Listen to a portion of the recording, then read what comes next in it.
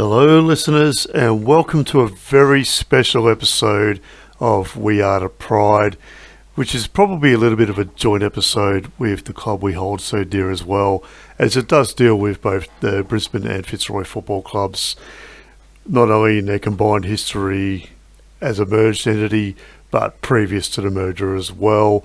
So I'm covering the period from 1980 to 2023, and what I'm doing here is I'm looking at all of the players who were picked as All-Australians, which was from 1992 onwards, and prior to that it was known as the VFL Team of the Year during the 1980s up until 1988. And essentially, obviously, it was a Victorian competition until South Melbourne moved up to Sydney and became the Sydney Swans in the early 80s. And I guess still being the South Melbourne connection, you can still consider them a Victorian team in a strange sort of way. And then you had the West Coast Eagles and Brisbane Bears join in 1987, which made it a national comp. But it wasn't until 1990 that the actual name change to the Australian Football League took place. And yeah, it took another year or two for the All-Australian team, as we now know it, to become what it is. So a little bit of history. The All-Australian team, not as we currently know it, was actually selected from way back from 1953 until 1988, which was essentially selected from the Australian Football Carnival and other state-based football games as well during that time. So you had to play for your state team. This was pre-state of origin for the majority of it as well, up until the late 70s when it was introduced. And even then, throughout parts of the 80s, you had some weird situations where you had guys like Queenslander Jason Dunstall and West Australian Brian Taylor playing for Victoria and so forth. However, that doesn't really affect this episode too much in this team. So what I've done, and because of the ambiguity of the VFL Team of the Year and whatnot during the 1980s, and there was a few different types of teams selected, I've just gone with the actual one that was known as the VFL Team of the Year, and then from the early 90s onwards, I've just gone with the official All-Australian team. And to qualify for the team that I'm going to announce on this episode, they had to have played for Fitzroy, Brisbane Bears or Brisbane Lions in the time that they were selected in the VFL Team of the Year, or the All-Australian team post 1988 in that regard. So, for example, Paul Roos's selections, I think he had a couple of selections at the Swans, and Darren Kaplan maybe as well, don't count. Anything Bernie Quinlan did at the Fitzroy Football Club, now known as the Western Bulldogs, as you know, doesn't count. Alistair Lynch, on the other hand, obviously played for Fitzroy, Brisbane Bears and Brisbane Lions, one of only two guys to do so. So anything he did counts for his whole entirety of his career. And, I don't think Luke Powell did anything special at the GWS Giants, but that wouldn't count anyway, even if he did. So what I'll do is, essentially I'm going to name the team in approximate positions. Now, we're going to have situations where there's some guys who played the exact same position as each other, so I'll have to shuffle it around a little bit, and hopefully it doesn't create too much controversy, but there might be a little bit of it here and there.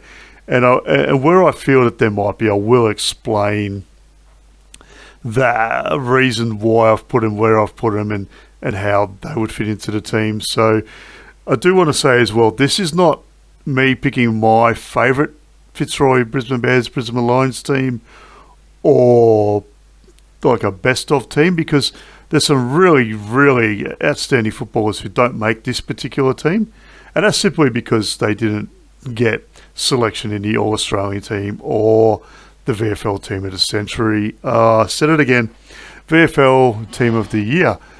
I'm not going to edit that out. You can just listen to all my foibles, because I'm human like everyone else. So, as well, I'm only going to have three guys on the bench, and I thought long and hard about this, and I thought, well, I could include Chris Scott Louis Taylor, and I think Nathan Buckley, who are rising star winners for Brisbane.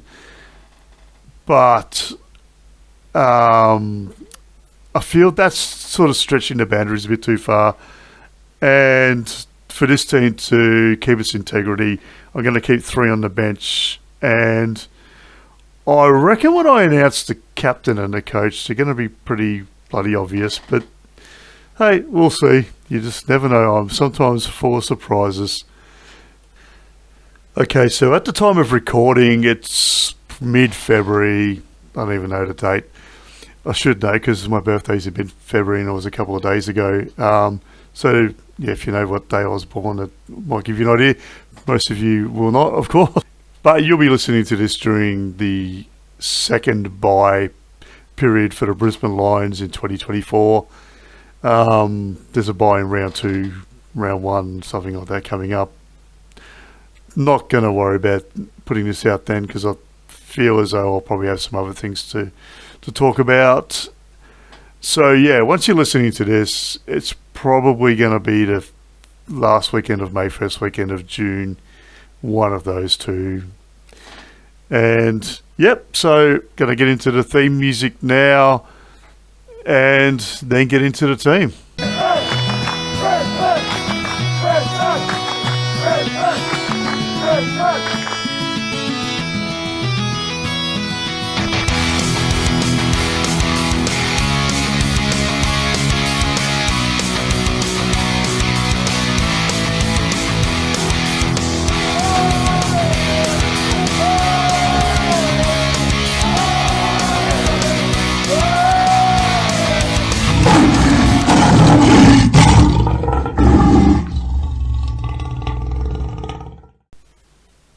Okay, well, I'll get started then. And what I'm going to do, just for a bit of continuity, so I don't keep making the same mistake as I've already made a couple of times, I'm just going to refer to all of the All-Australian, the VFL Team of the Year, or whichever one, just simply as the All-Australian team. I know it wasn't called that during the 1980s, but I think it's just going to be easier to make everything a bit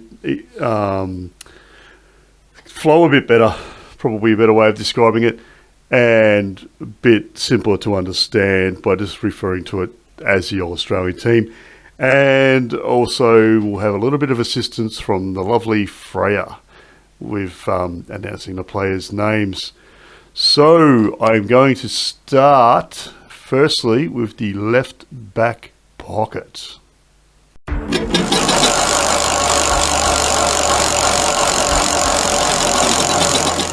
Daniel Rich. Okay then, so Daniel Rich recently retired at the end of the 2023 season, and he was recruited from Subiaco in the West Australian Football League at pick number 7 in the 2008 National Draft, and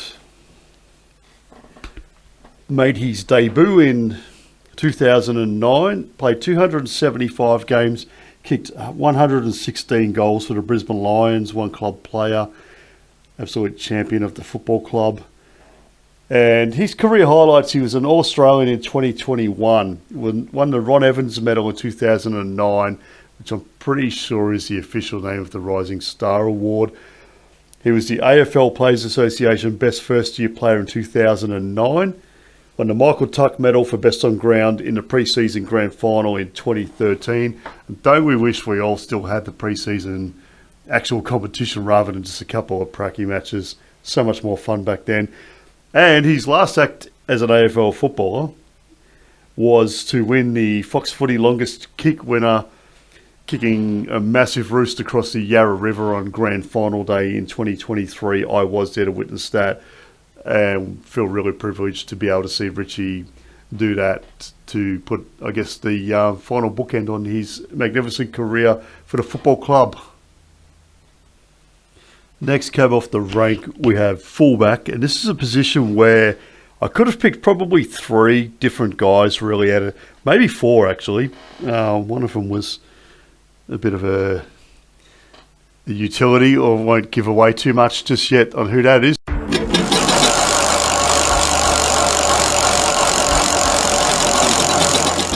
Harris Andrews. Okay, so what I've done, just to let you know, any of the current players, I've re-recorded their information in the last week or so, because at the time of recording they'd played an X amount of games, but by the time you listen to this they will have played anywhere from 10 to 12, 13 or so more games, and possibly kicked a few more goals, maybe had some more achievements that weren't going to be included. So I've just kept those guys up to date, because obviously all the guys who don't play anymore, everything of theirs is as up to date as it can be and finalised by the end of their careers.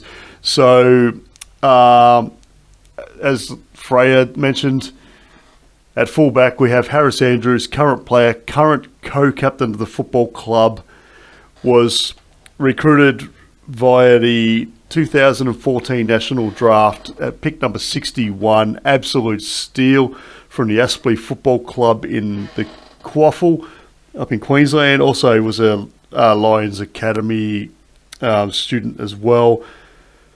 So he has played 197 games as we speak for the Brisbane Lions and kicked 11 goals. He did start out as a forward, but very quickly found himself down as a key defender and been amazing in that position ever since. All-Australian in 2019 and 2020. Probably should have won 2 more. I reckon he was robbed by, some say, a little bit of Vic bias in the selections, but I think maybe just the selectors being a bit blinded by teams that were good when we probably weren't. That's life. He did also represent the All-Stars in the charity match against Victoria, which also I forgot to mention, Daniel Rich played in that game as well for the All-Stars. So Harris Andrews he was the vice captain of the Brisbane Lions as well from 2018 to 2022. This is his second year as a co-captain. He was in the 22 under 22 team 3 times, 2017, 18 and 19, and was a captain in 2019. And you think, this kind of shows how young he got his start and how young he still was at that stage. 2017 was his 3rd season in the AFL League. So, God, that sounds a bit like the automatic teller machine, doesn't it? Whatever. I think you're all used to me, my little slips of the tongue. And he is also the reigning Merritt Murray Medal winner, which is the Brisbane Lions Club Champion Award, named after Roger Merritt, Brisbane Bears legend, and Kevin Murray, not only a legend of the Fitzroy Football Club, obviously the Brisbane Lions Football Club, the combined clubs, but also in the AFL in general. Brownlow Medal winner, 333 games. And no doubt, if I stretch this team back to his playing era, he would be a captain. I have no doubt about that. One of the greatest men to ever pull on the maroon football jumper in the history of the Fitzroy and Brisbane combined football clubs. So yeah, Harris Andrews was also the nominal captain on Grand Final Day in 2023. Outstanding player. And probably my equal favourite player at the football club, and a wonderful young man who's a fantastic leader as well. So now we're going to go into the right forward pocket, and the guy in that position could also have been selected a fullback, and probably could have been selected on a wing, which is where he started his career. I'm not sure if a lot of people know that. So Freya, hit that spinning wheel.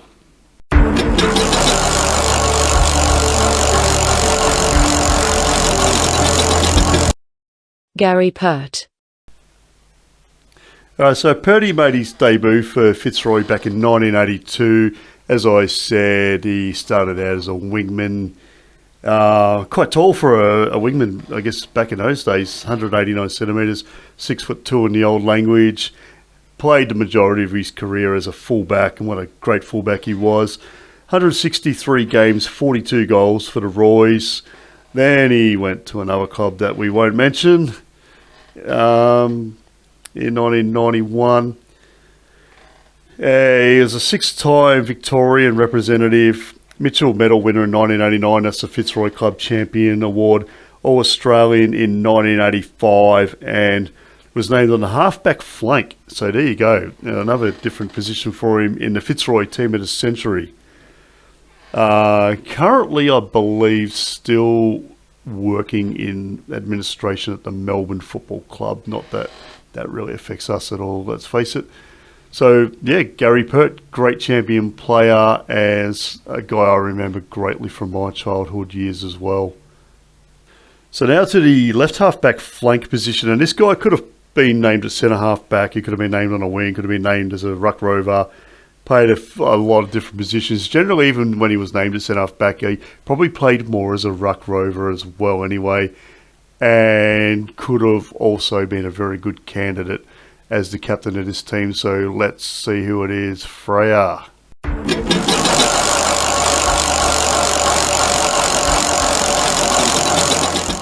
Paul Roos. Paul Roos is one of those absolute champion players of the 1980s at Fitzroy during a good era, I guess in the first half of his time at the football club. Played in finals in 1983, 86, possibly one or two more times. Club captain from 88 to 90 and from 92 to 94. Not sure why he lost the captaincy in 1991, but it did go to Richard Osborne for just that 1 year. So yeah, Roosie made his debut for Fitzroy in 1982. Played 269 games and kicked 270 goals.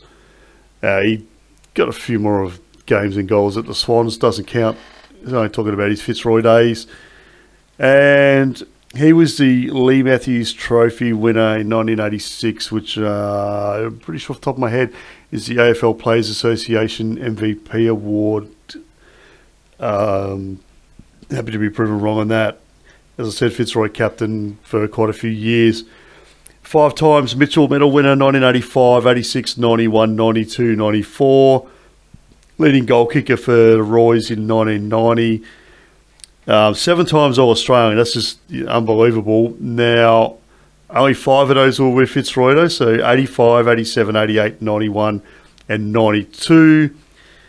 And twice All-Australian captain whilst playing for Fitzroy in 91 and 92. So, yeah, he was the All-Australian captain in 91, even though Richard Osborne was the captain of the football club.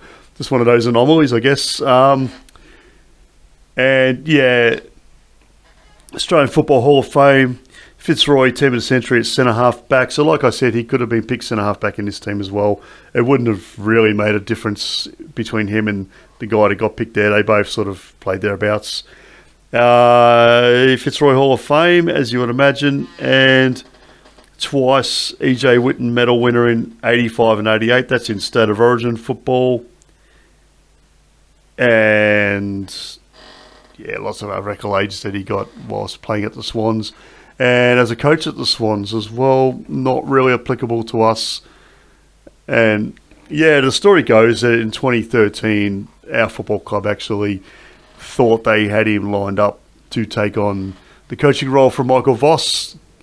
Gave Vossi the arse maybe a little bit unceremoniously, a little bit too early. Didn't go down too well with a lot of people. And as it turned out, Roosie then went on to become the coach of the Melbourne Football Club. So, yeah, a bit of heartbreak there for a lot of old Fitzroy people who were hoping to get the band back together, but that is football.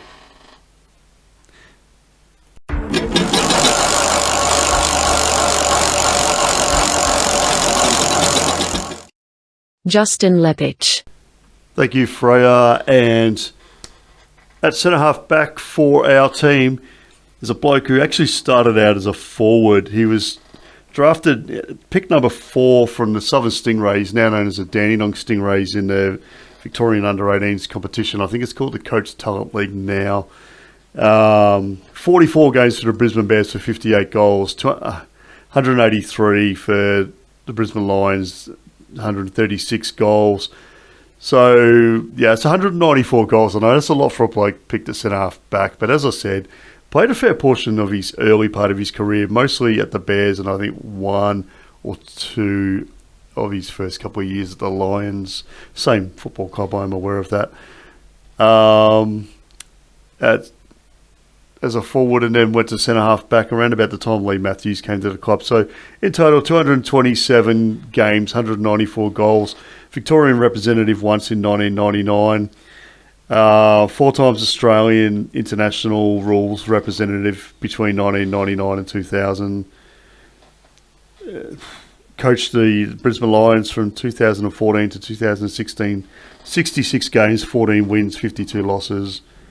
Didn't really go too well, but he has had a good career as a assistant coach elsewhere with some premiership silverware in his cabinet, so to speak. 3 times AFL premiership player, 01, 2, 3. I feel like I'm going to be saying that a lot. 1999 Merritt Murray Medal winner joint with Jason Ackermanis.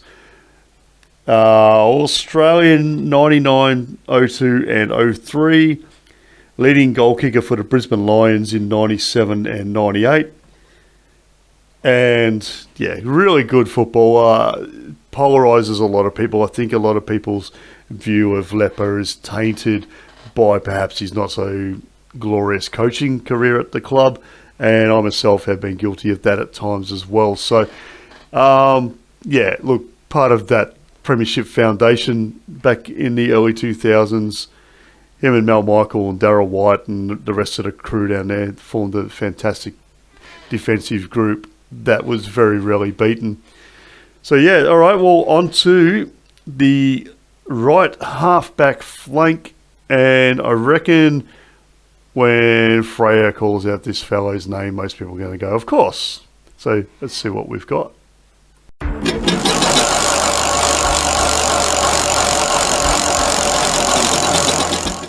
Chris Johnson. Chris Johnson's one of those special kind of guys who played for both Fitzroy and the Brisbane Lions. Didn't play for the Brisbane Bears, but same.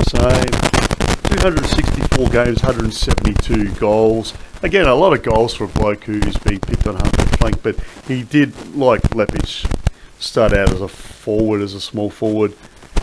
And he also played 1 game for the Indigenous All-Stars in 2009. And from memory, he was an international... He was, in fact, an international rules representative 2002, 3 and 5, and was co-captain in 2005. AFL Rising Star nominee 1994 in his debut season at the Fitzroy Football Club. Brisbane Lions co-captain in 2007, and I think that was when we had like an Oprah captaincy. I think there might have been something like 5 to 7 captains. You can never have too many leaders, can you? Especially in modern football. So, up yours, Kane Corns. You don't just have to have one captain. You can have as many as you want. It's our team, and we'll pick as many captains as we want. And if Oprah wants to give a captaincy to everyone, she'll give a captaincy to everyone. Jono was in the Indigenous Team of the Century as well. And like at some point, he's going to be in the AFL or Football Australia, whatever it's called, Hall of Fame. No doubt about it. Did a bit of assistant coaching at the Brisbane Lions after he retired, and now does a lot of media work on Channel 7, and he's one of the best guys at it. Probably should be on there a hell of a lot more. Absolute legend, and a bloke of my vintage as well. So, yeah, Jono, love you, mate. Yeah, good stuff.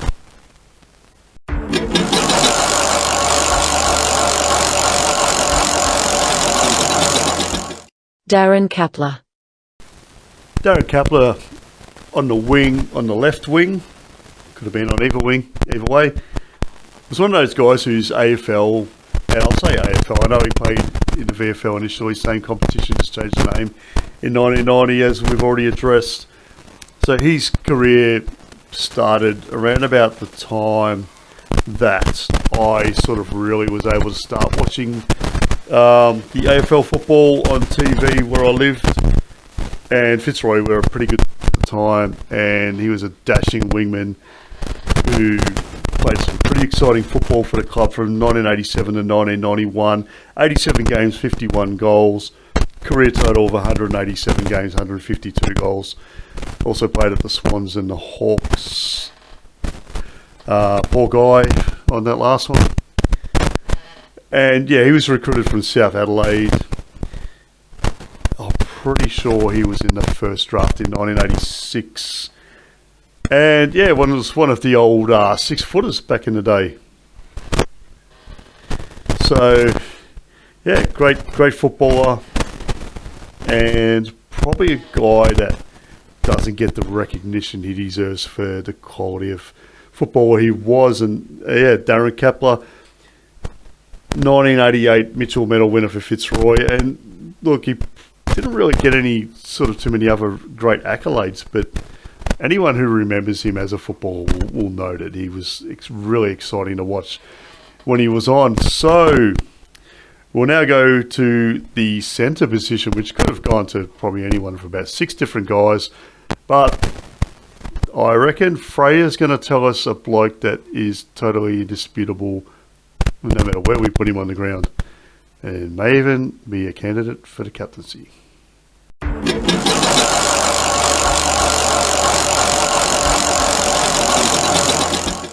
Michael Voss.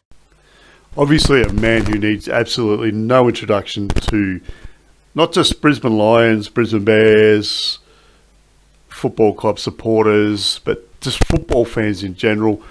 One of the best to ever do it in my generation, and we are the same vintage, Michael Voss and myself. And I do recall back in the day as I don't know, maybe a 15 or 16, 17-year-old, him, and being fully aware of him playing Teal Cup for Queensland and kicking, I think, 14 or 15 goals in a game from a wing, nonetheless. And knowing a fair bit about him, and he was already playing senior football at that stage at Morningside. And it wasn't much long after that, he made his AFL debut for the Bears against Fitzroy, funnily enough. And on that day as well, I wasn't able to watch the game, but I was listening to it when I could on a little transistor radio, one of those little pocket ones that you used to carry, and the speakers were only loud enough if you held it up to your ear, but you could plug little headphones into it. Myself, my dad, and my soon-to-be step-uncle, who were all Fitzroy supporters at the time, was trying to sneak little listens, because my dad was getting remarried that day to my stepmom, my lovely stepmom. And we were up on the Murray River for that occasion. So, yeah, I guess it makes the, obviously Fitzroy lost, Brisbane Bears won, but that doesn't really matter in the history books now because they became the same club. But, yeah, I guess the enormity of the day for my family and the fact that myself, my dad and my uncle were sneaking little listens, we didn't have the internet back then, obviously, into that game, makes it a little bit more memorable. And I'll always remember that was Michael Voss's debut game of football. He played 2 State of Origin games for Queensland, one for the Allies, Queensland in 92 and 93, and the Allies in 96. And for those who may be a bit younger and weren't around in the State of Origin days, basically in the mid-90s, the AFL in their wisdom decided that none of the other states outside of the 3 main traditional ones, Victoria, South Australia, Western Australia, deserved to have their own team, and put together this hodgepodge thing called the Allies. And pretty sure at some point as well, it was just basically a conglomeration of every other state except for Victoria at one point as well. Absolute bastardisation of the system by the Victorians running the AFL, who probably should have realised that every state had some good footballers and should have had their own team. But I digress. Vossi also represented Australia 4 times from 01 to 06 in the International Rules Series, and coached the football club from 09 to 13. I already mentioned his sacking, which probably wasn't the best way for him to go out.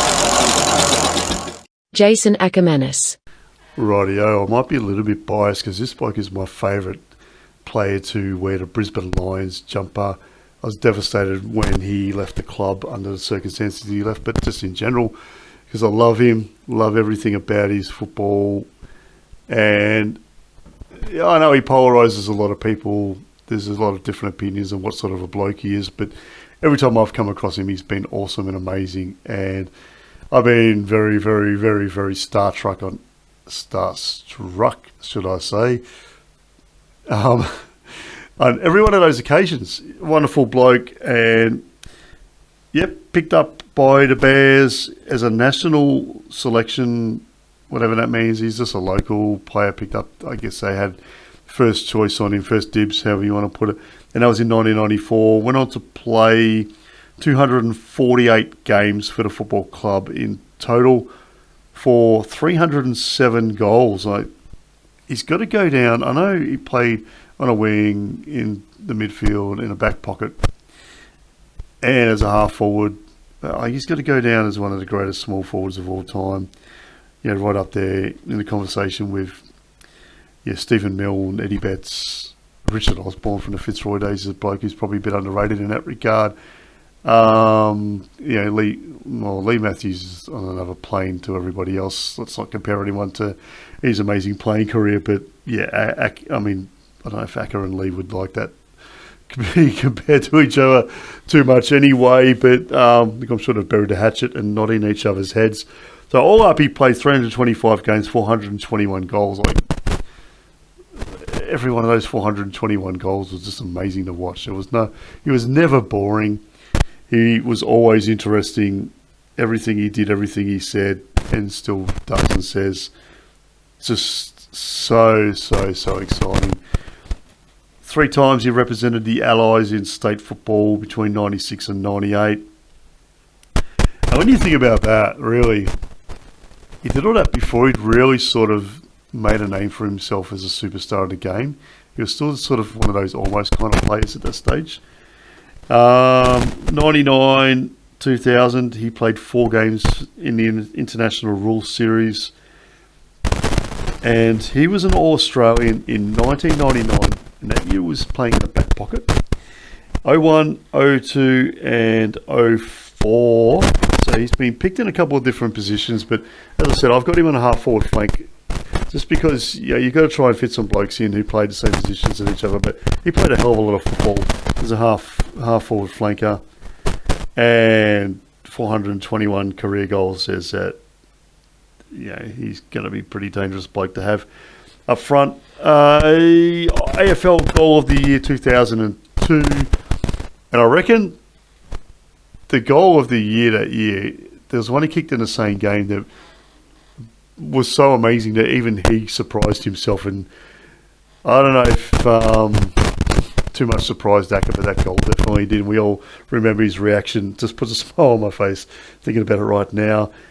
2001 Brownlow medalist, well deserved. 99 and 05 Merritt Murray medal winner.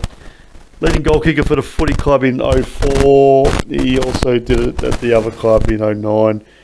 And he's a life member of the Australian Football League, which he achieved in 2008 when he would have passed, I guess, his 300th game milestone, and was inducted into the Australian Football Hall of Fame in 2015. And Acker was just one of those magical, amazing footballers that nobody will ever forget. Love him or hate him as a person, there's no denying how brilliant he was as a footballer, and obviously my favourite. Up next is the centre-half forward, and like the centre-half back and full-back positions, the centre-half forward, even the full forward, could have been filled by probably 4 or 5 guys realistically. I'm just looking now. 1, 2, 3, 4 definitely could have filled this one position. And, as we know now, Justin Lepich also kicked nearly 200 goals as a key forward as well. So he could also be put in that position, but he was more valuable somewhere else. So let's spin that wheel.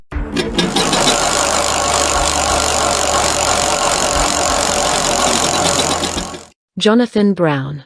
I guess when we talk about blokes who typify and I guess are stereotypical of the sort of name you think of when people mention the Brisbane Lions Football Club, and this bloke would be probably the second name you'd think of after Michael Voss if you're just a general football supporter or even a supporter of the Lions.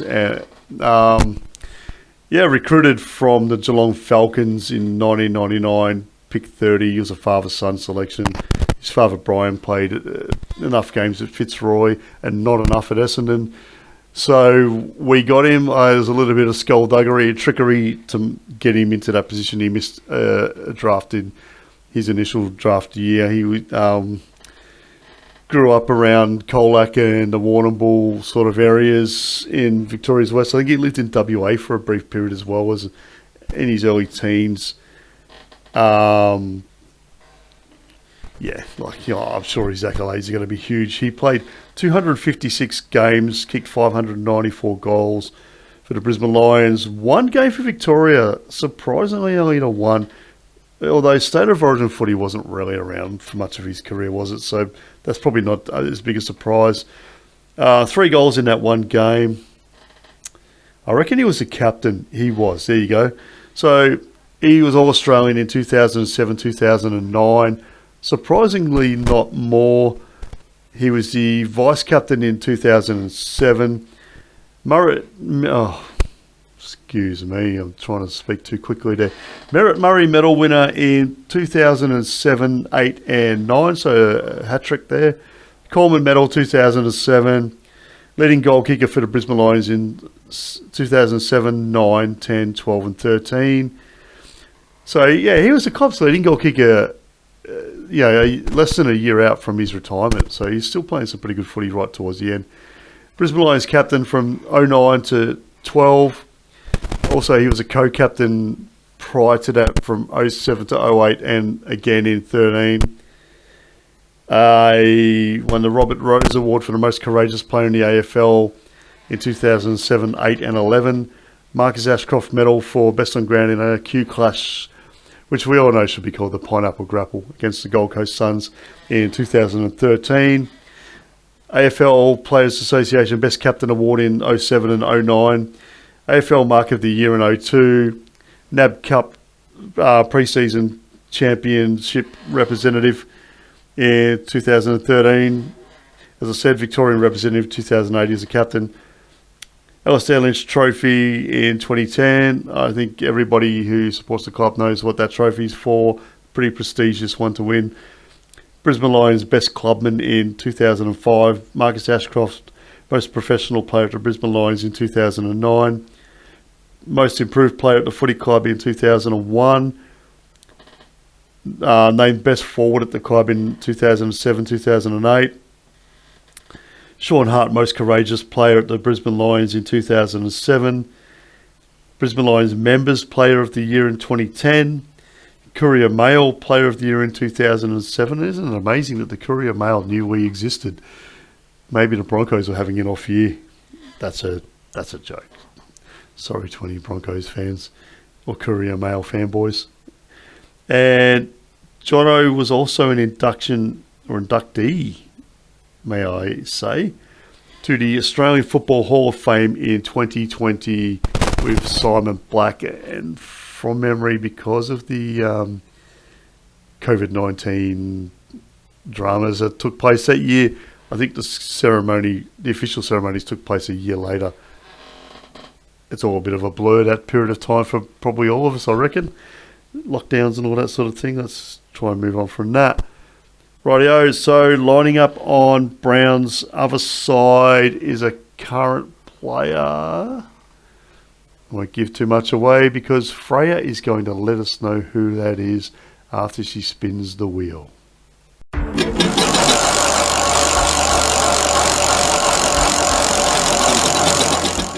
Dane Zorko.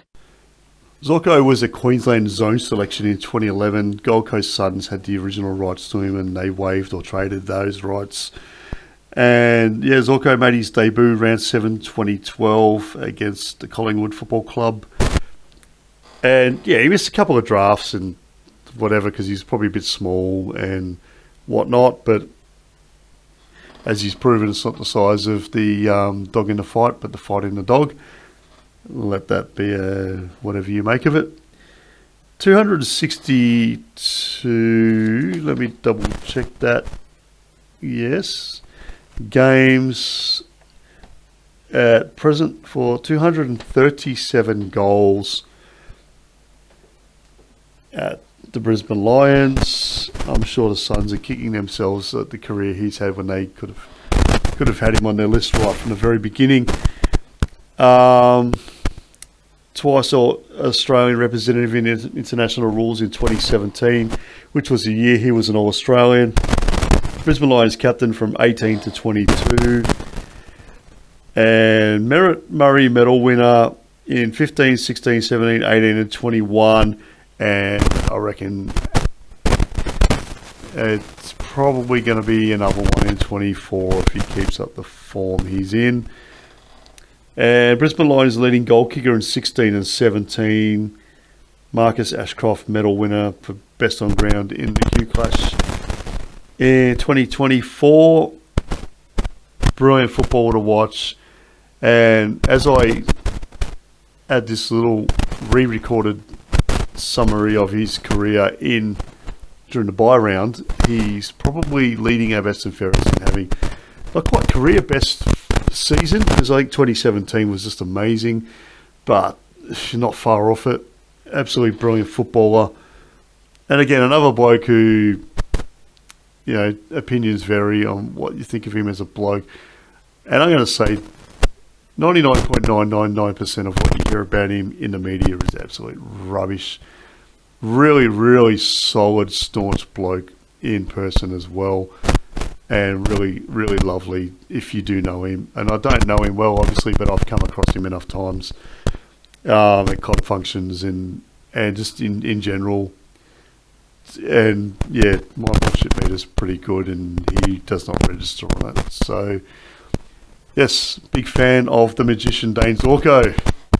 Moving right along, and we're onto the forward line now. And I reckon there's a couple of pretty obvious ones, but we'll start in the left forward pocket, and this bloke's probably, I would say, the best small forward the club's had in recent years. So let's get that wheel spinning, Freya.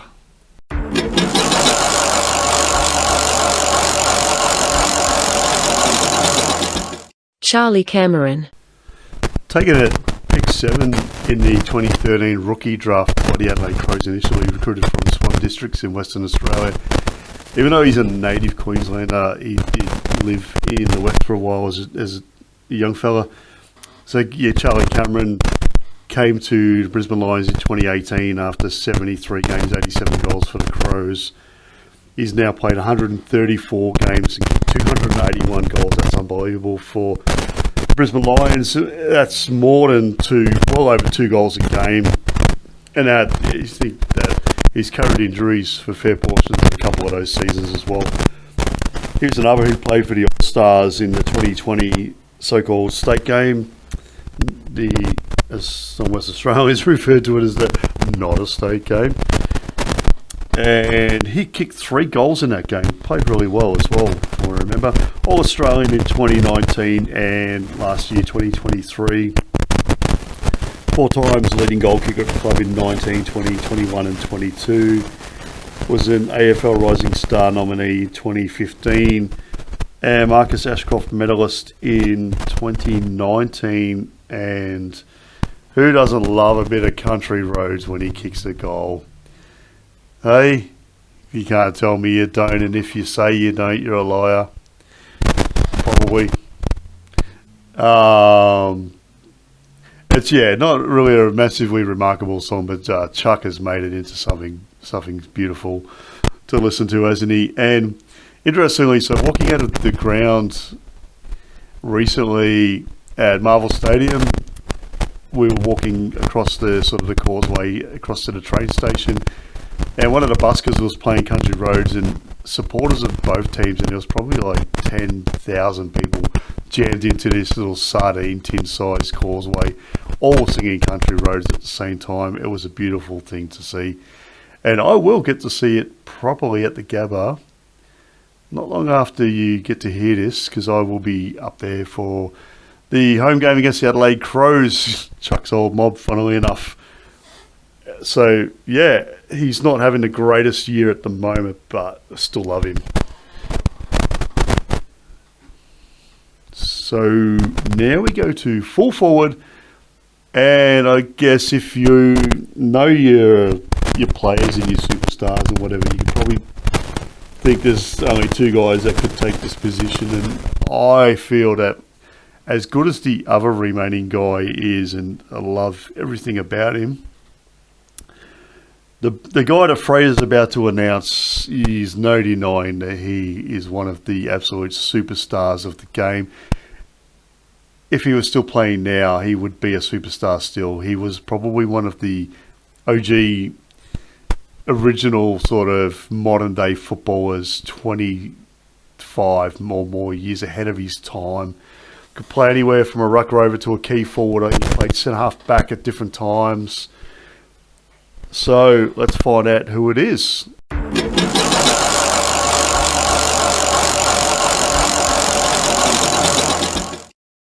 Bernie Quinlan.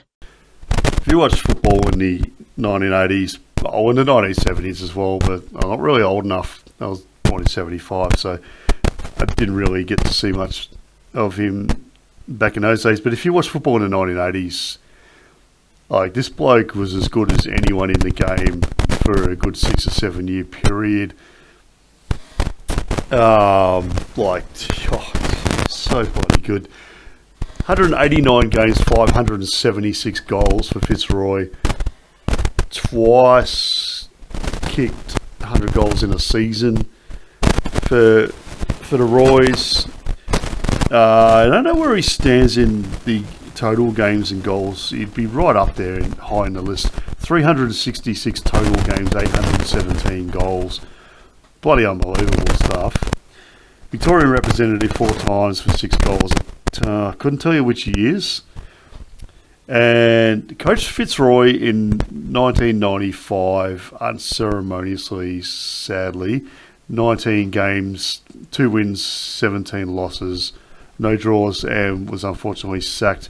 And Alan McConnell took over as the caretaker coach. And Alan McConnell only recently finished up coaching in the AFL women's competition at the GWS Giants. So I guess he's had a bit of longevity out of it. But also Bernie, I believe in the last couple of years, hasn't been too well also. So all the best, Bernie. He was the Bradlow medalist in 1981, joint winner with Barry Round, and an absolute champion of that era, who suited up for the mighty Williamstown in the VFA as well, my team. And yeah, back to Bernie, because he's the man at hand here. Won the Coleman medal in 83 and 84. Leading goal kicker Fitzroy in 81, 82, 83, 84 and 85. Once at Fitzroy back in 71. I didn't realise he was such a big goal kicker at that club, but it makes sense because he kicked 817 in total and 576 for us. So, yeah, 200 odd for the Bulldogs. Inducted into the Australian Football Hall of Fame in 1996, rightly so. He was in the Fitzroy team of the century as centre half forward. So, yeah, slight difference, but same to where I've got him at full forward. And he's in the Brisbane Lions Hall of Fame, which obviously encompasses the Fitzroy and Brisbane Bears as well. Channel 7 commentator for a period in the late 80s, early 90s. One of the best. I mean, that was the best year of footy commentators. I don't think anyone who was alive then or is old enough to remember will disagree. You know, obviously Bernie on special comments, but yeah, Drew Morford, Peter Landy, Sandy Roberts, the Golden Consuls, Peter McKenna, Bruce McAvaney probably came along a little bit later. He was a bit younger than those guys.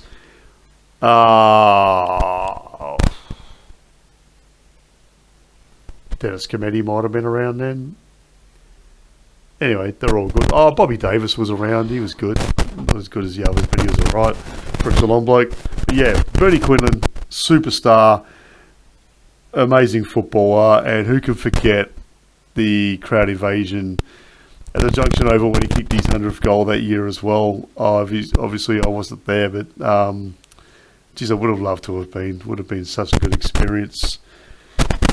And moving on now to the right forward pocket and the last of the, I guess, fixed position guys, so to speak, and one of the smaller blokes to play for the club, I think. So let's find out who it is.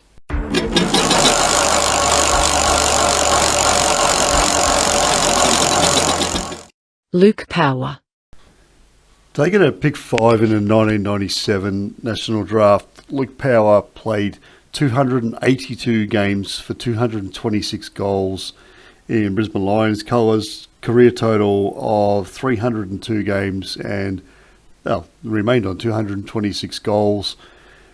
One game for Victoria in 2008, 4 games for Australia at international rules level in 2000 and 2003.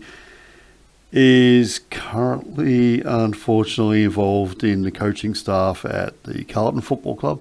Look, it's not unfortunate that he's coaching because he's obviously doing a great job and he's highly rated, but, geez, would have loved to not to have been at Carlton. Good on him. Triple premiership player, co-captain. I feel like I've said both of those things a few times in 07 and 08. All-Australian in 04. I reckon that was the year he kicked 50-something goals from a forward pocket. Might have been the year before, but it was thereabouts. Look, it probably was that year because, I mean, he's All-Australian, so he's, yeah. The Madden medalist in 2012, I think it's the Simon Madden medalist, and pretty sure that goes to every year they pick out of all the retirees. There's a vote that's put in to pick the guy that represents the, I guess, the integrity of Simon Madden the most. And Luke Power absolutely does that exactly.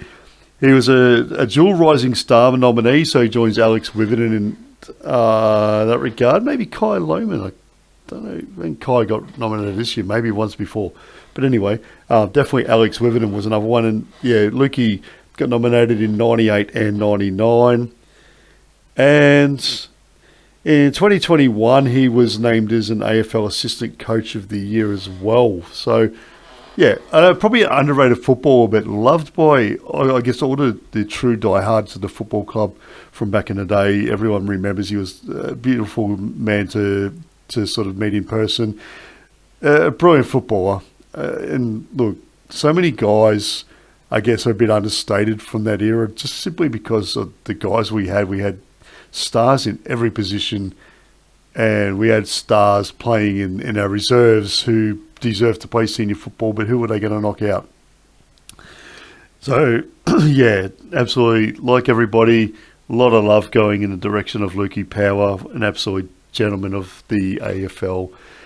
And now we're going to get into the followers, and for the Young Bucks, the followers are, well, they're basically midfielders these days, but one of the followers is the Ruckman. And this guy, actually, before Freya does call out this bloke's name, the ruck position's been an interesting one because it's actually not one where we've had any sort of, I guess, guys who get that recognition very often. We had guys like John Ironmonger was an absolute man mountain. We had Jamie Charman, Bo McDonald, Clark Keating, premiership players, Stephen Martin. I mean, Stephen Martin, what a dreamboat, but what a great footballer. Trying to think of who else. Matthew Clark back in the day as well.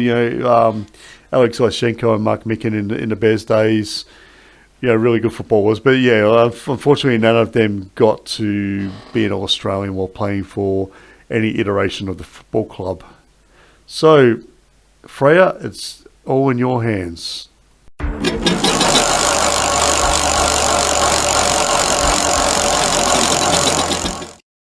Matt Rendell.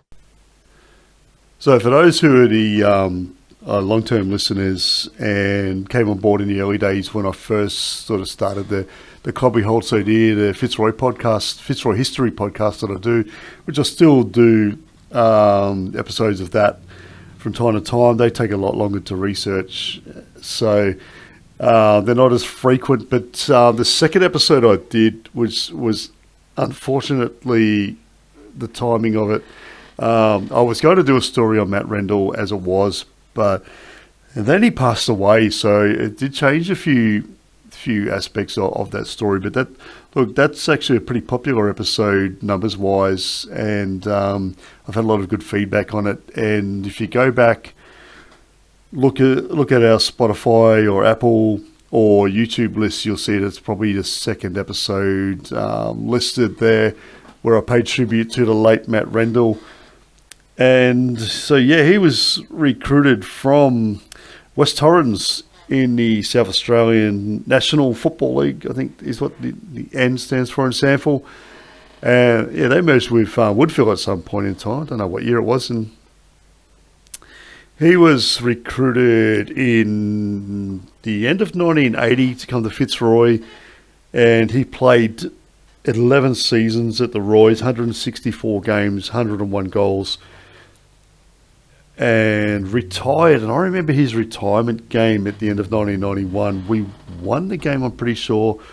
He got a bit of a swan song, and I reckon he kicked a few snags in that one. And then he turned up, excuse me, picked 76 overall in the 1991 national draft at the Brisbane Bears. I reckon his old mate, Robert Walls, former Fitzroy coach, who was... pretty sure he was Matty's first AFL coach, VFL if you want to be a traditionalist. Talked him into having one more year or so. So he played 13 games for the Bears, 7 goals. 250, if you include his games for West Torrens in the SANFL, 256 games, 147 goals. So amazing career for Fitzroy. Went by the nickname of Bundy. I'm sure there's a story to that. Maybe because he's as big as a bear, or maybe he loved drinking God's own nectar. Yes, I am a Bundy drinker, funnily enough.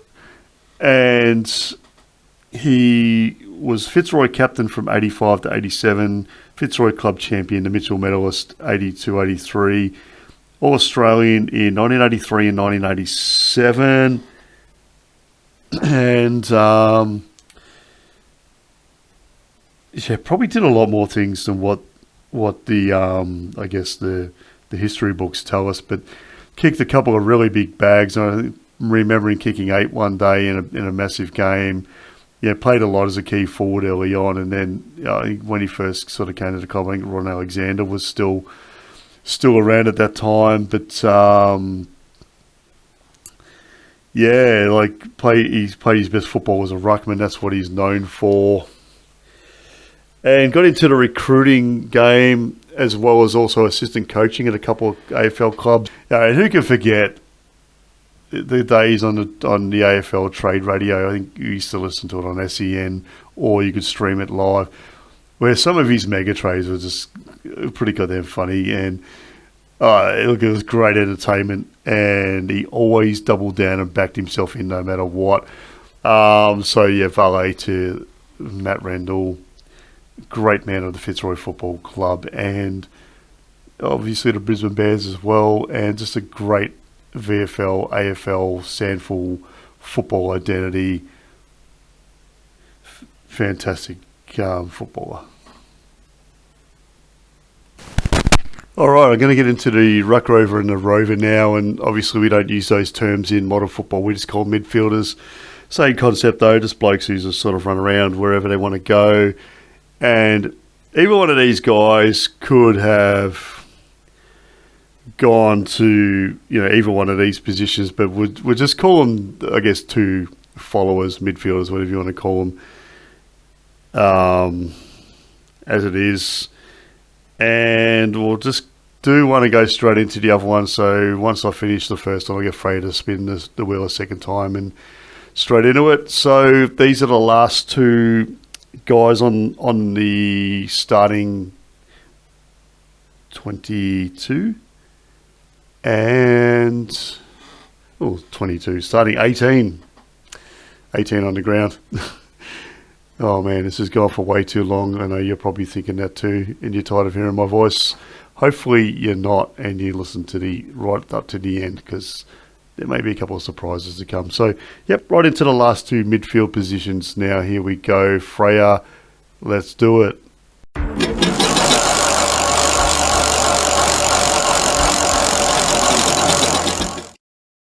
Simon Black. Taking a pick 31 in the 1997 National Draft. Again, an absolute steal considering what he went on to do with his career.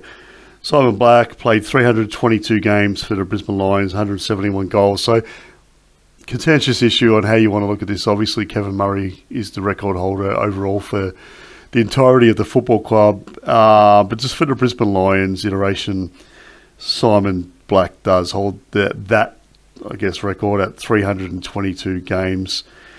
Debuted in 1998, retired at the end of the 2013 season, was still playing really good football right up until the end. Did a bit of assistant coaching, I'm pretty sure with the boys, but definitely with the girls as well. And my family did get to come across him, I reckon it was about 2018, and he asked my daughter, "Who's your favourite player?" And she goes, "Oh, you, of course." And, well, she was 3 years old when he retired, so I don't know if she really remembered him playing, but hey, he loved it, and she probably was telling the truth, so, because he was a brilliant footballer. 2 games for Australia at international rules level in 2001. Triple premiership player, there's that again. 3-time All-Australian, 01, 02 and 04. Probably should have got it in 03, but, whatever. You know what the selectors of those teams are like. Brownlow medalist in 2002, and I think that was the year we all sort of got to know the shy, sort of retiring Simon Black. That was a bit awkward and whatnot at first, but geez, hasn't he become like such a great level-headed leader of men and just an amazing human being ever since then. Norm Smith medalist in 2003, got 38 or so disposals in the days when 28 was good.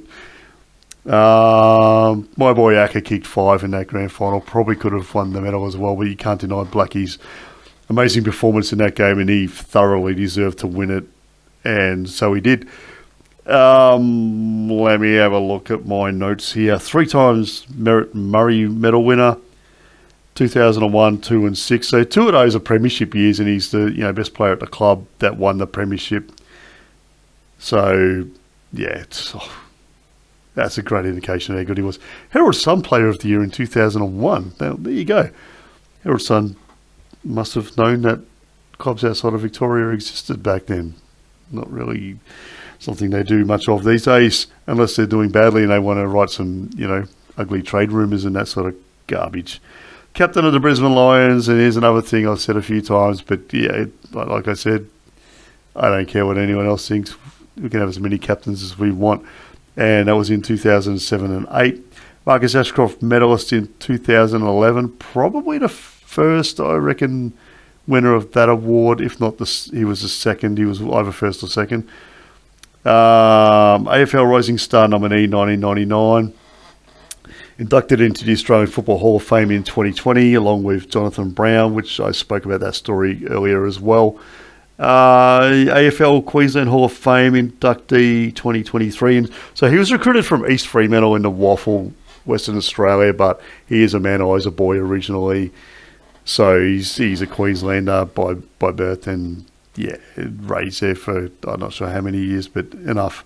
And played obviously a hell of a lot of football, 322 games for the Brisbane Lions Football Club, and inducted 2023 into the Brisbane Lions Hall of Fame as well. Now, does a little bit of media work, and he's involved in some other areas, and was also on that reality TV show Survivor. Not sure if he won it because I don't watch, but I know he did pretty well for himself in that. And again, like I said, just a beautiful human being, Simon Black. nobody has a bad word to say about him. If they do, I don't know what planet they're on. Definitely not this one. Right, and Freya's going to give us the next guy now. As I mentioned, the other of the last of the midfielders. So here we go with that.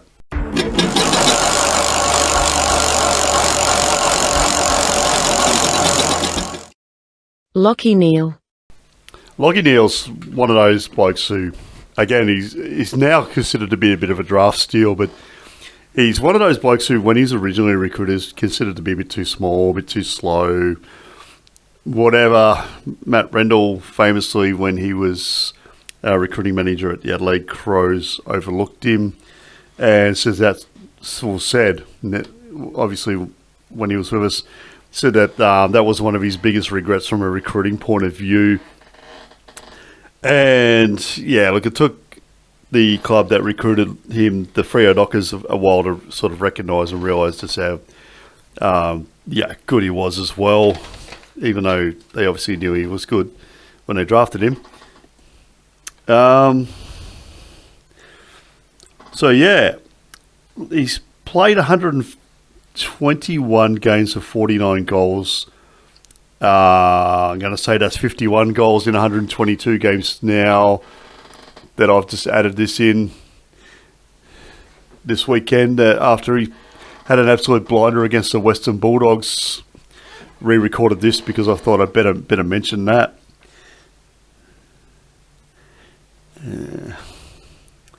All right, so yeah, he's played 122 games, 51 goals for the Brisbane Lions.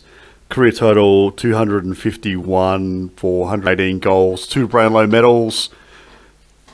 He played in the All-Stars, not a state game. In 2020, 1 goal. Currently co-captain of Brisbane Lions for the second year in a row now with Harris Andrews, as previously mentioned. Brownlow medals in 2020 and 2023. All-Australian team 2019, 2020, 2022. Interestingly, wasn't picked as an All-Australian in 2023 when he won the Brownlow. And also, I want to mention too, he should have won the Brownlow in 2022, but, the AFL pulled off a dodgy and somehow managed to get Patrick Cripps off originally a 4-week suspension where he knocked out one of our boys, Callum Archie.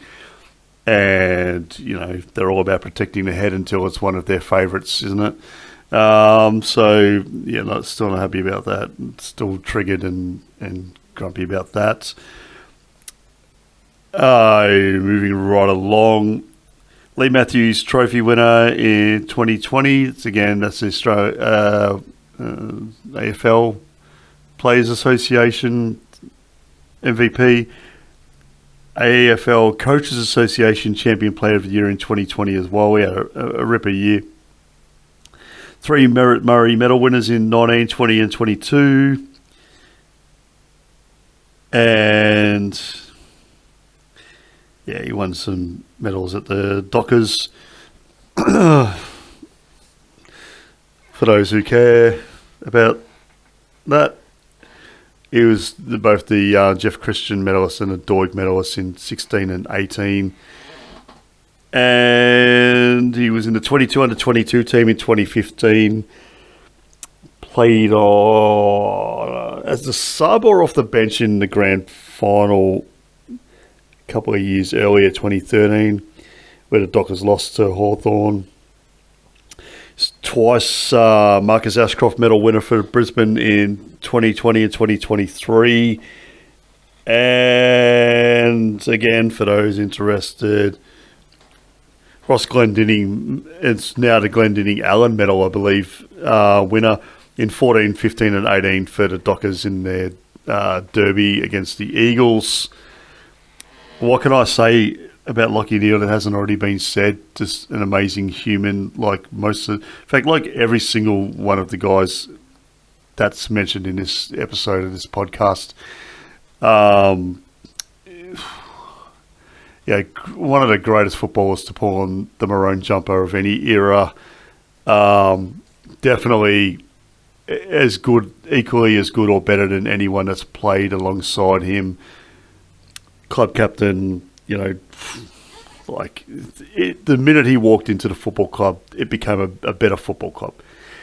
Guys were learning stuff from him on how to prepare themselves, how to work hard, how to get in and get their own ball, and like as well. I mean, the guy gets the absolute shit belted out of him every week by opposition taggers. Those no talent guys who aren't really good at football and they just go around trying to beat blokes up, and the media love him and whatever, and all the fans of every club look at him and go, yeah, what a waste of a footballer, wasting your time trying to punch someone in the guts and stuff. And like Lachie Neale cops that every week, and sometimes it does get the better of him and he's lashed out in retaliation and being the guy that's gotten in trouble for it.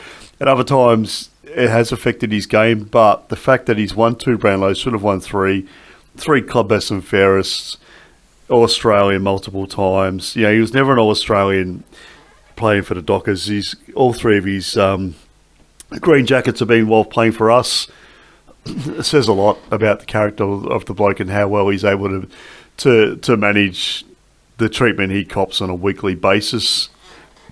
And as I said, at the time that I re-recorded this little segment of the episode, he got, I think, 36 or 38, bunch of clearances, couple of goals, and absolutely dominated against the Western Bulldogs, which makes me very, very happy to see, because we all know how I feel about that football club. Rightio, now we are moving to the interchange bench, and there's one bloke who's probably a little bit of a surprise to, I guess, all who have supported the club in the years since, but probably not to anyone who was, say, supporter of the Brisbane Bears back in that time period. There's a bloke who's probably, you're not going to have him in your best 22 of all time, even just for the Brisbane Lions sort of period of the club. But former club captain and, an absolute servant of the club. And then, I've only got 3 on the bench because we unfortunately didn't have enough All-Australian awardants. I don't know what the word is. Participants, winners, Guernsey getters, green jacket wearers. We didn't have enough to have 4 on the bench, but that's all right because for a long period of the period we're covering from 1980 to the current day, they didn't have 4 on the bench anyway. That's a more recent thing. And that bloke could also have been a key defender or a key forward, but it's one of those things when it comes to selecting teams. You've got to go for a bit of balance and whatever as well. So we'll get in to the interchange bench, and Freya's got that under control, so here we go.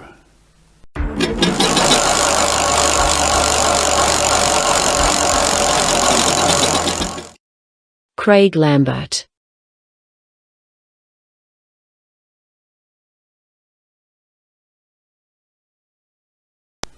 A little bit of debate rages amongst some purists from back in the day about whether Craig Lambert or Michael Voss are considered the first ever All-Australian selections for the Brisbane Bears. They both were selected in the same year, 1996. So I guess it's one of those things where you could say one or the other, or you could just say both, equally awarded at the same year. But Craig Lambert, fantastic servant of our football club at different times. The Bears, early days of the Lions, and from a coaching and welfare point of view with the Lions as well. And he was an Australian in 1996, as I said. Originally recruited from North Dandenong way back in the 80s by the Richmond Footy Club. Played 123 games there from 88 to 93. Much maligned by the media back in those days for being a handball-happy guy. And why doesn't he kick it? Why doesn't he kick it long? Rah, rah, rah. Footy was a different game back then. Like, I reckon he'd be one of those blokes from back in the day who would stand up in today's modern footy. He was quick. He was nuggety. He was aggressive. He was an absolute consummate team man, a professional, and moved the ball quickly by hand and accurately. So he played 96 games all up between the Bears and Lions from 94 to 2000. 27 goals, 219 games for 80 goals all up for his entire career. Brisbane Bears Club champion 1994, All-Australian 1996, and he was a Jack Dyer medalist, which is the Richmond Best and Fairest in 1991. And yeah, has a bit of an involvement at the GWS Giants these days, I believe. Good on him. You got to make some coin, don't you? But yeah, Craig Lambert, one of those guys that, yeah, like, it wasn't the flashiest or classiest of footballers, but geez, he did his job and did it well, and wore his heart on his sleeve every week, represented whichever jumper he was wearing with pride and distinction. Really, really great player. So we're going to move on to the next interchange position.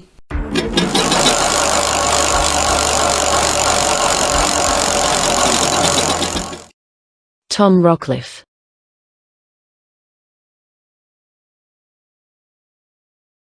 As I said earlier, Tom Rockcliffe's probably not a bloke that you're instantly going to go, well, he goes into an all-time greatest Brisbane Lions team or a team of the century or, you know, like whatever sort of team you put in together. But he gets into this team because he was an All-Australian in 2014, and that was his 5th year at AFL level.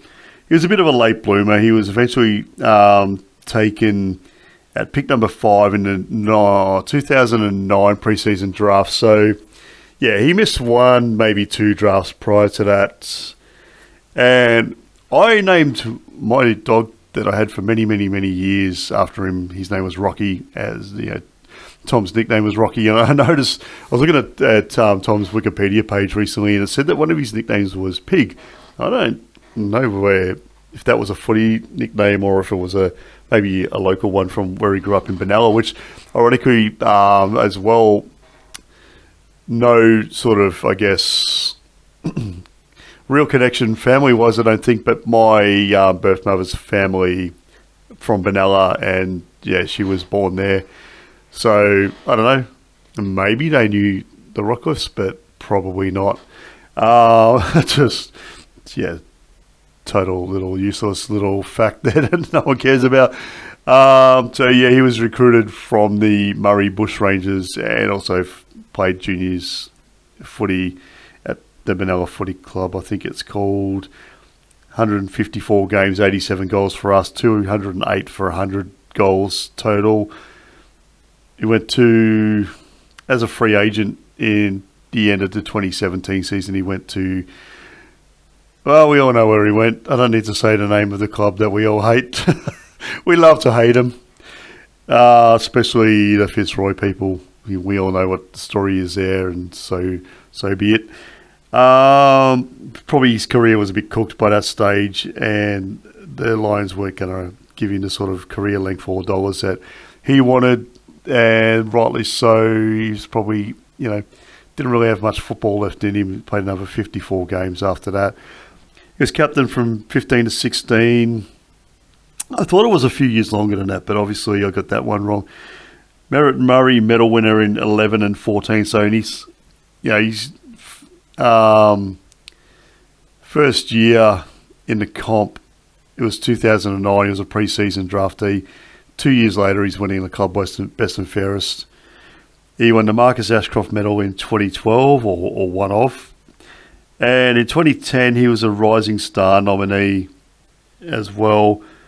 Does a bit of media work. He's on a podcast that I won't mention the name of because it involves a gambling company. We all know my thoughts on gambling advertising. But look, yeah, I love his work in the media, though. He does a bit of TV work as well, and he's really well spoken. He's obviously matured a lot from his playing days, and you know, still reads the game well and understands the modern game a lot better than a lot of the old boomers and dinosaurs that you get stuck with. So hopefully he gets a bit more of a bigger role in the media. But look, as a footballer, he wasn't super quick. He wasn't super tall. He's, 6'1", 6 foot thereabouts-ish. Racked up a lot of disposals game after game after game. A lot of times, I remember him getting 40 odd a couple of times, and He was a super coach in AFL fantasy or dream team, whatever you want to call it. Dream selection. He used to rack up a lot of points in those two competitions as well. And yeah, look, every time I came across Rocky, he was always polite and gentlemanly to me and to my family as well. So no, good selection. If not a bit of a surprise to some people. And we now have one spot left on the interchange bench, and my fellow Lions fans, there will not be a single person who dislikes this man. And he was a very big hit with the ladies and is still a massive, absolute rooster of a man. Very, very good-looking man, but also a very, very, very, very good footballer. From the Tasmanian town of Burnie originally, I believe, and I spent some time down in Burnie myself. Yeah, I know, I'm inserting myself into things now because, hey, it's all about me. Nah, it's not really. It's about the boys who played football, and they did a lot of things that none of us could ever do. And Freya, away you go.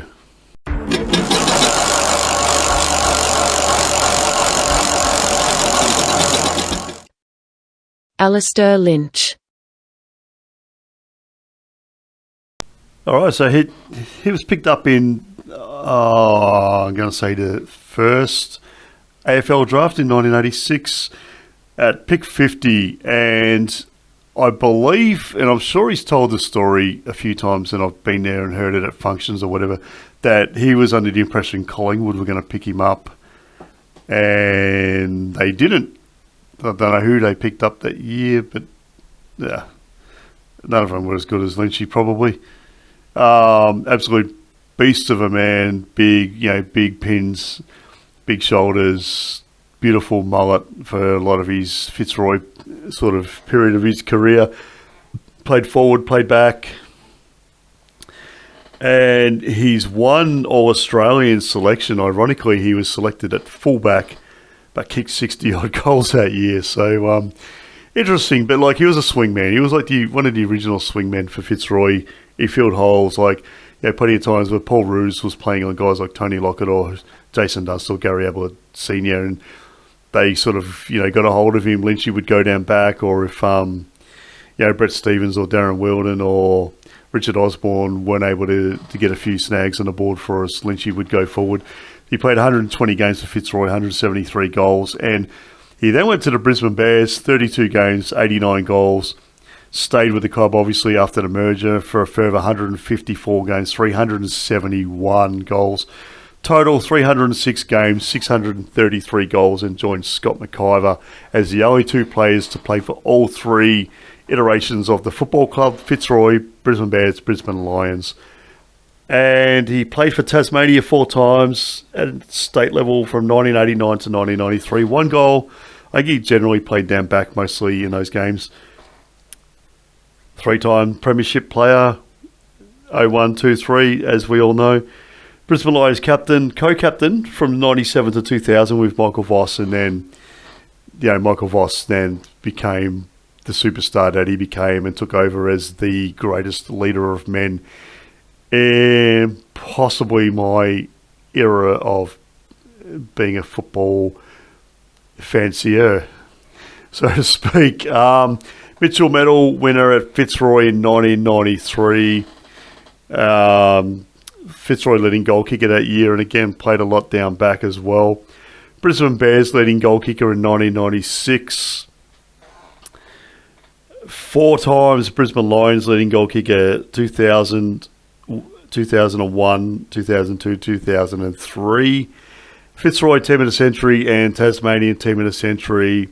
And if he doesn't find his way into the AFL Hall of Fame soon, I am going to absolutely lose my shizen because he deserves it thoroughly. Does a lot of great work in the media as well. He's on that podcast with Tom Rockcliffe, but he's also does a lot of work with Fox Footy. And look, there's some real nuffies in the commentary booth at Fox Footy, and he keeps them on their toes. He's really level-headed and gives a very unbiased opinion on everything he gives an opinion on, and is very informative as well.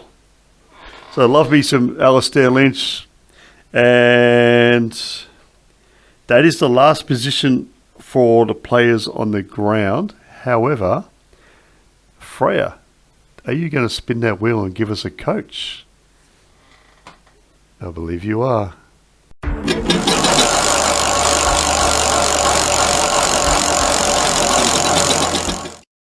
Lee Matthews. Well, I mean, this is one of those blokes, Lee Matthews.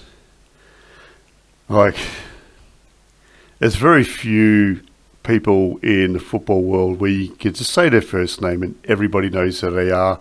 Obviously, there's guys where they're known by their nicknames, but, you know, if you just said Peter or George or Michael, it could mean anybody. But when you say Lee, it means only one man, and Lee Matthews, Lethal Lee. I really want to. I'm so tempted to, but I won't, because I'll be here all night going to all the accolades he received as a player at the Hawks. I mean, Jesus Christ, he was so good. I did catch, like the last few years of his playing career, sort of mainly just on highlights reels, watching the winners with, I reckon it was Drew Morfitt back in those days. Because Hawthorn were always winning premierships and they were so good in the early 80s and mid 80s. Saw a lot of Lee, and I mean, he won a Coleman as a rover. He kicked 800 plus career goals. He regularly when he got 40 plus and kicked 6 in the same game. So that doesn't always equate to being a good coach, though. Great footballers don't always make great coaches, and sometimes great coaches not necessarily good footballers. Current coach Chris Fagan never made it to the AFL, but look, I think we all agree he's done some amazing things with our football club. So Lee Matthews in total coached 465 senior AFL games with both Collingwood and the Brisbane Lions. 237 with the Lions for 142 wins, 92 losses and 3 draws. I reckon a large portion of those losses would have been in the last sort of 3 to 5 years, because his record was phenomenal sort of prior to 2005 with the club. 267 career wins in total. An amazing 8 drawn matches as coach as well. So it's, I don't know. Well, look, I don't know what anyone else's stats are on that, but that seems to be quite high, which goes to show that the teams he's coached over the years have fought games out right to the very end as well. So he coached Victoria twice in 97 and 98 for 2 wins. He'd already finished with Collingwood then, so he was just sort of that guy in the middle. He's doing a bit of media work. And he coached Australia in 1998, 2 games, 1 win, 1 loss. So, as a representative coach in total, 4 games, 3 wins, 1 loss. Phenomenal, again, record. So, 4 times AFL Premiership coach, 3 of those with our football club, 1 with the other mob. Unfortunately. Having said that, he did have the great Craig Starcevich as one of his players, and we all know and love the big Stars. Coach of our AFL women's team and big part of our Premiership three-peat as a strength and conditioning trainer and a runner, I believe. So, Lee did bring... Oh, he didn't bring Stars along with him, but he definitely kept him around, that's for sure. 3 times All-Australian coach, all of those as the Brisbane coach in his 3 premiership years with the club. He was the coach of his AFL team of the year in 1990. And in 2013, he was given the AFL Coaches Association Coaching Legend Award. He's achieved legend status in the Australian Football Hall of Fame, the Sport Australia Hall of Fame, the Hawthorn Hall of Fame. He's in the Collingwood and Brisbane Lions Hall of Fame. That dental injury I had very recently is not doing me too well when I try to talk sometimes, so I do apologise for that. And he has a statue at the MCG alongside other greats such as Hayden Button Jr., Norm Smith, Kevin Bartlett, Shane Warne, Dennis Lilly, Bill Ponsford, Betty Cuthbert, I think Shelley Strickland it might have been. Oh, God, I'm terrible. I'm sorry if I got that wrong. I feel really horrible. The man has achieved everything. He's on the Brisbane Lions board. He's in the media. His work is just without peer in everything he's ever done. And he's a lover of a good cup of coffee, which I think we all appreciate. So, yep, that rounds out the team now. I'll just read through it again quickly. So, across the back line, we've got Daniel Rich, Harris Andrews, Gary Pert, halfbacks, Paul Roos, Justin Lepich, Chris Johnson. Across the centre line, Darren Kapler, Michael Voss, who is the captain. I think that's indisputable. Paul Roos could have mounted a case, but, 3 premierships as captain, you can't beat that. Nigel Lappin's the other winger there across the centre line. Half forwards, Jason Ackermanis, Jonathan Brown, Dane Zorko. Forward line, we've got Charlie Cameron, Bernie Quinlan, Luke Power. Ruck is Matt Rendell. The other two midfielders, Simon Black and Lockie Neal. Interchange, Craig Lambert, Tom Rockcliffe, Alistair Lynch, Coach Lee Matthews. Now we've got, let me just do a quick count up here. 1, 2, 3, 4, 5 Brownlow medals in that team. And Paul Roos probably should have won it in 85 and 86. 86, one of his teammates pitched a few 3 voters off him, but yeah, they were the 2 peak years for Roosie as well. So that wraps it up. I hope you enjoyed it. I hope I didn't bore you too much. And I hope I didn't get anybody's information or stats or anything else wrong. I have done the very best I could. Have done a lot of research, and I really appreciate your feedback on this, because I will, if you enjoy this, I will, and I'll get Al or Deb or Neil or Jules or any of our other regulars, regular guests on board, and we'll do a few more sort of teams of the whatever time period or whatever iteration of the football club as well, if that's what you want to hear. Righto. Thank you. And hopefully we see a Lions premiership this year, or if not, in the very near future, and a hell of a lot more All-Australian selections, and we have to make another one of these teams because there's a whole bunch more guys getting the green jackets. Alrighty, go Lions, and hit that closing credits now.